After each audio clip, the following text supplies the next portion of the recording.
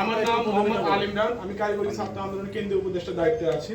তো এই প্রশ্নটার অ্যান্সার এরকম যে দিন শেষে আমরা একজন অ্যাজ এ ডিপ্লোমা প্রকৌশলী এই সেক্টরগুলোতে বিগত দিনে 98-এর যে গ্যাজেট অনুযায়ী প্রত্যেকটা পয়েন্টে কারিগরি শিক্ষায় যারা শিক্ষিত ব্যক্তিবর্গ তাদেরকে দিয়ে অধিদপ্তর এবং সংশ্লিষ্ট শিক্ষা বোর্ড নিয়ন্ত্রিত হতো।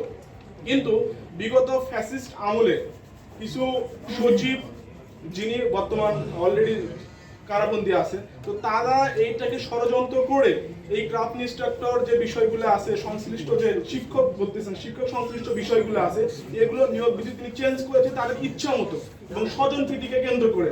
তো এই সেক্টরগুলো আমরা ডিপ্লোমা প্রকৌশলীতে যাওয়ার অর্ডার আছে এবং 2092 সালে গেজেটও যেখানে স্পষ্টভাবে উল্লেখ করা আছে।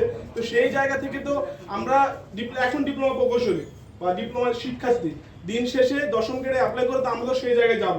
আমাদের জায়গাটা যদি ব্লক হয়ে যায়, আমরা যদি সেই জায়গায় গিয়ে আমাদের ওই সংশ্লিষ্ট পোস্টে যদি না যেতে পারি, তাহলে অবশ্যই অ্যাজ এ ডিপ্লোমা শিক্ষার্থী হিসেবে এই পোস্ট পদবিগুলো আমাদের ছিল।